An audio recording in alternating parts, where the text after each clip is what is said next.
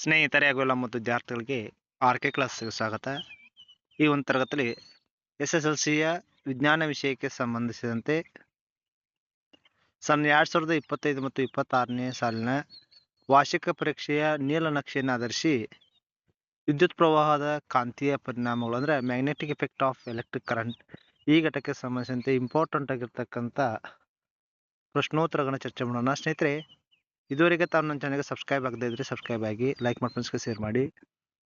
ನಾನು ಮಾಡಿರ್ತಕ್ಕಂಥ ಎಲ್ಲ ಘಟಕ ವಿಡಿಯೋಗಳನ್ನ ತಾವು ವೀಕ್ಷಣೆ ಮಾಡಬೇಕಾದ್ರೆ ತಪ್ಪೆ ಪಕ್ಕದಲ್ಲಿರ್ತಕ್ಕಂಥ ಬೆಲ್ಲೈಕನ್ ಒತ್ತಿ ನಿಮಗೆ ನೋಟಿಫಿಕೇಶನ್ ಆಗೋದ್ರ ಮೂಲಕ ಎಲ್ಲ ಘಟಕ ವಿಡಿಯೋಗಳು ಲಭ್ಯ.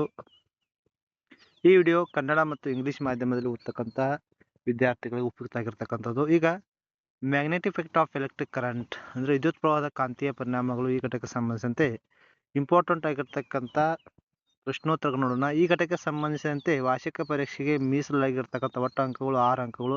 ಅದರಲ್ಲಿ 1 ಅಂಕದ ಪ್ರಶ್ನೆಗಳು ಎಷ್ಟು, 2 ಅಂಕದ ಪ್ರಶ್ನೆಗಳು ಎಷ್ಟು, 3 ಅಂಕದ ಪ್ರಶ್ನೆಗಳು ಎಷ್ಟು ಮತ್ತು 4 ಅಂಕದ ಪ್ರಶ್ನೆಗಳು ಎಷ್ಟು ಅನ್ನೋದನ್ನ ಒಂದೊಂದಾಗಿ ಚರ್ಚೆಯನ್ನು ಮಾಡೋಣ.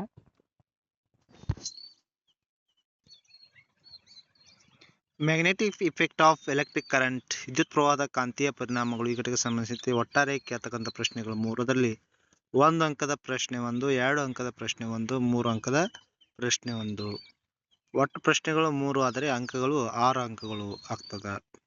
ಆದರೆ ಇಂಪಾರ್ಟೆಂಟ್ ಆಗಿರ್ತಕ್ಕಂಥ ಲರ್ನಿಂಗ್ ಪಾಯಿಂಟ್ಸ್ ಕಲಿಕಾ ಅಂಶಗಳು ಯಾವಂದ್ರೆ, ಈ ಕಲಿಕಾ ಅಂಶಗಳನ್ನು ವಿದ್ಯಾರ್ಥಿಗಳ ರೂಢಿಯನ್ನು ಮಾಡಿಕೊಂಡಿದ್ದೆ ಆದರೆ ಪ್ರಾಕ್ಟೀಸನ್ನು ಮಾಡಿದ್ದೆ ಆದರೆ ನೀವೇ ಮಾಡಬಹುದು, ಸುಲಭವಾಗಿ 6 ಅಂಕಗಳನ್ನು ಪಡೆದುಕೊಳ್ಬಹುದು. ಅಂದರೆ ಇಂಪಾರ್ಟೆಂಟ್ ಆಗಿರ್ತಕ್ಕಂಥ ಪ್ರಶ್ನಾವಳಿಗಳು ಯಾವುವು ಅನ್ನೋದನ್ನು ನೋಡೋಣ. ಮೊದಲನೇದಾಗಿ ಇಲ್ಲಿ ಇಂಪಾರ್ಟೆಂಟ್ ಆಗಿರ್ತಕ್ಕಂಥ ನಿಯಮಗಳನ್ನ ರೂಢಿ ಮಾಡಿಕೊಳ್ಬೇಕು. ಅಂದರೆ ಇಂಪಾರ್ಟೆಂಟ್ ಆಗಿರ್ತಕ್ಕಂಥ ನಿಯಮದಲ್ಲಿ ಮೊದಲನೇ ಬರ್ತಕ್ಕಂಥ ನಿಯಮ right hand thumb rule statement, ಬಲಗೈ ಹೆಬ್ಬೆರಳು ನಿಯಮದ ನಿರೂಪಣೆಯನ್ನ ಮಾಡಬೇಕು. ಎರಡನೇದು ನಿಯಮ Fleming's left hand rule statement and applications, Fleming ಅನ್ನ ಎಡಗೈ ನಿಯಮದ ನಿರೂಪಣೆ ಮಾಡಬೇಕು ಮತ್ತು ಅದರ ಅನ್ವಯವನ್ನು ಮಾಡಬೇಕಾಗ್ತದೆ. ಎಡಗೈ ನಿಯಮ ಅನ್ವಯದ ಮೇಲೆ ಪ್ರಶ್ನೆಯನ್ನು ಕೇಳ್ತಕ್ಕಂಥದ್ದು. ಇದು ಪರೀಕ್ಷೆಗೆ ಬಹಳಷ್ಟು ಇಂಪಾರ್ಟೆಂಟ್ ಆಗಿರ್ತಕ್ಕಂಥ 2 ನಿಯಮಗಳು. ಇನ್ನು ನೆಕ್ಸ್ಟ್ ಬರ್ತಕ್ಕಂಥ ಇಂಪಾರ್ಟೆಂಟ್ ಕ್ವಶನ್ಸ್ ಯಾವಪ್ಪ ಅಂದ್ರೆ, listening the properties of magnetic field lines. Listening the properties of magnetic field lines ಅಂದ್ರೆ ಕಾಂತೀಯ ಬಲರೇಖೆಗಳ ಗುಣಲಕ್ಷಣಗಳನ್ನ ಪಟ್ಟಿ ಮಾಡೋದು. ಕಾಂತೀಯ ಬಲರೇಖೆಗಳ ಲಕ್ಷಣಗಳನ್ನ ಪಟ್ಟಿ ಮಾಡೋದು. ಹಂಗಾರ ಲಕ್ಷಣಗಳು ಯಾವ ಅನ್ನೋದನ್ನು ಕೇಳ್ತಾರೋ. ಒಂದೇದು shape of straight current carrying, ವಿದ್ಯುತ್ ಪ್ರವಾಹ ನೇರವಾಗಿದ್ದ ಕಾಂತೀಯ ಬಲರೇಖೆ ಆಕಾರ ಹೆಂಗಿರ್ತದ. ಸರ್ಕ್ಯುಲರ್ ಲೂಪ್, ಸುರುಳಿ ಆಕಾರದಲ್ಲಿದ್ದಾಗ. ಸೊಲೆನಾಯ್ಡ್, ಇಂಪಾರ್ಟೆಂಟ್ ಆಗಿರ್ತಕ್ಕಂಥದ್ದು ಸೊಲೆನಾಯ್ಡ್ ಬಗ್ಗೆ ಕೇಳ್ತಾರೋ. ಸೊಲೆನಾಯ್ಡ್ ರಚನೆ ಹೆಂಗಿರ್ತದ, ಕಾಂತೀಯ ಬಲರೇಖೆಗಳು ಯಾವ ರೀತಿ ಸೊಲೆನಾಯ್ಡ್ ನಲ್ಲಿ ಇರ್ತಾವು ಅನ್ನೋದನ್ನ ಕೇಳ್ತಾರೋ. ಇನ್ನು often electric magnet by using solenoid, solenoid ಬಳಸಿ ವಿದ್ಯುತ್ ಕಾಂತವನ್ನ ಯಾವ ರೀತಿ ನಾವು ಪಡಿತೇವು ಅದನ್ನ ಎಕ್ಸ್ಪ್ಲನೇಷನ್ ಮಾಡಬೇಕು. ಚಿತ್ರವನ್ನು ತೆಗೆದು ವಿದ್ಯಾರ್ಥಿಗಳು ಮಾಡಬೇಕು, ಎಕ್ಸ್ಪ್ಲನೇಷನ್ ಮಾಡಬೇಕು. ಇಂಪಾರ್ಟೆಂಟ್ ಆಗಿರ್ತಕ್ಕಂಥದ್ದು. ಇನ್ನು ನೆಕ್ಸ್ಟ್ ಬರ್ತಕ್ಕಂಥದ್ದು domestic electric circuit, domestic electrical circuit, ಗೃಹ ಬಳಕೆಯ ವಿದ್ಯುತ್ ಮಂಡಲ ಯಾವ ರೀತಿ ರಚನೆ ಇರ್ತದೆ, ಅದರ ಚಿತ್ರವನ್ನು ತೆಗೆದು ಅದರ ಬಗ್ಗೆ ಎಕ್ಸ್ಪ್ಲನೇಷನ್ ಮಾಡಬೇಕಾಗ್ತದೆ. ಇನ್ನು ಇಂಪಾರ್ಟೆಂಟ್ ಆಗಿರ್ತಕ್ಕಂಥದ್ದು ಯಾವಪ್ಪ ಅಂದ್ರೆ ಉರುಸ್ವ ಮಂಡಲ ಮತ್ತು ಓವರ್ಲೋಡ್. ಯಾಕಂದ್ರೆ ಉರುಸ್ವ ಮಂಡಲ ಮತ್ತು ಓವರ್ಲೋಡ್ ಮೇಲೆ ಪ್ರತಿ ವರ್ಷ ಕೇಳ್ತಕ್ಕಂಥ ಪ್ರಶ್ನೆಗಳದಾವು. ಹಂಗಾರೆ ಯಾವ ರೀತಿ ಕೇಳ್ತಾರು. ಉರುಸ್ವ ಮಂಡಲದ ಅರ್ಥ, ಕಾರಣ, ತೆಗೆದುಕೊಳ್ಳಬೇಕಾದ ಎಚ್ಚರಿಕೆ ಕ್ರಮಗಳು, short circuit meaning, ಕಾಜಸ್ and precautions.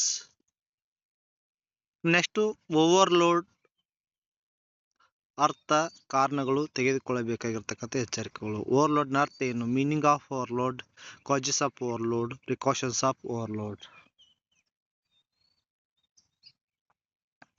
ಇನ್ನು ಇಂಪಾರ್ಟೆಂಟ್ ಆಗಿರ್ತಕ್ಕಂಥದ್ದು ಭೂ ಸಂಪರ್ಕ ತಂತಿಯ ಕಾರ್ಯ ಮತ್ತು ಉಪಯೋಗಗಳು. ಭೂ ಸಂಪರ್ಕ ತಂತಿಯ ಕಾರ್ಯ ಮತ್ತು ಉಪಯೋಗಗಳು, earthing wire functions and uses.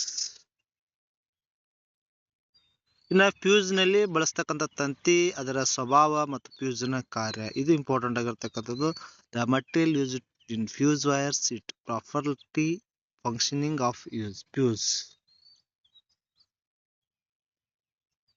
ಇನ್ನು ಆಕ್ಟಿವಿಟಿನು ಬೇಸ್ಡ್ ಆಧಾರ ಮೇಲೆ, ಟೆಕ್ಸ್ಟ್ಬುಕ್ದಲ್ಲಿರ್ತಕ್ಕಂಥ ಆಕ್ಟಿವಿಟಿ ಬೇಸ್ಡ್ ಆಧಾರ ಮೇಲೆ ಪ್ರಶ್ನೆಯನ್ನ ಕೇಳ್ತಕ್ಕಂಥದ್ದು. ಇನ್ನು ದಂಡಕಾಂತದ ಸುತ್ತ ಕಾಂತೀಯ ಬಲರೇಖೆಗಳನ್ನ ಗುರುತಿಸುವುದು.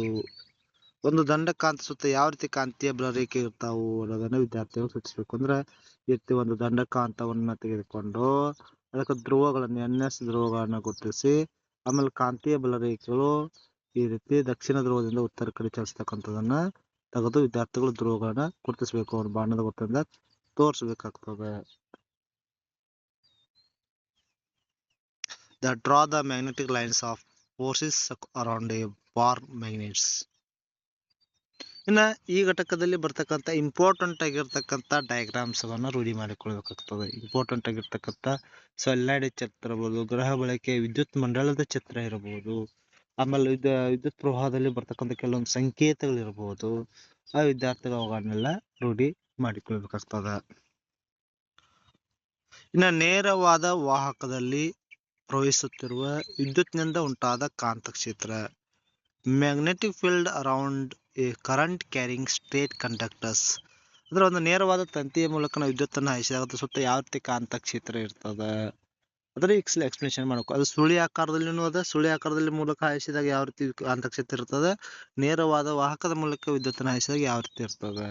ಈ ಎರಡು ನೀವು ಬಹಳಷ್ಟು ಇಂಪಾರ್ಟೆಂಟ್ ಆಗಿರ್ತಕ್ಕಂಥ ವಿದ್ಯಾರ್ಥಿಗಳನ್ನ ರೂಢಿ ಮಾಡಿಕೊಳ್ಬೇಕಾಗ್ತದೆ. ಇಷ್ಟು ಈ ಘಟಕ ಸಂಬಂಧಿಸಿದಂತೆ ಇರ್ತಕ್ಕಂಥ ಇಂಪಾರ್ಟೆಂಟ್ ಆಗಿರ್ತಕ್ಕಂಥ ಪ್ರಶ್ನೆಗಳು. ಇವುಗಳನ್ನು ಮಾಡಿದ್ದೆ ಅದರ ನೀವು 6 ಅಂಕಗಳನ್ನ ಸುಲಭವಾಗಿ ಗಳಿಸ್ಕೋಬಹುದು.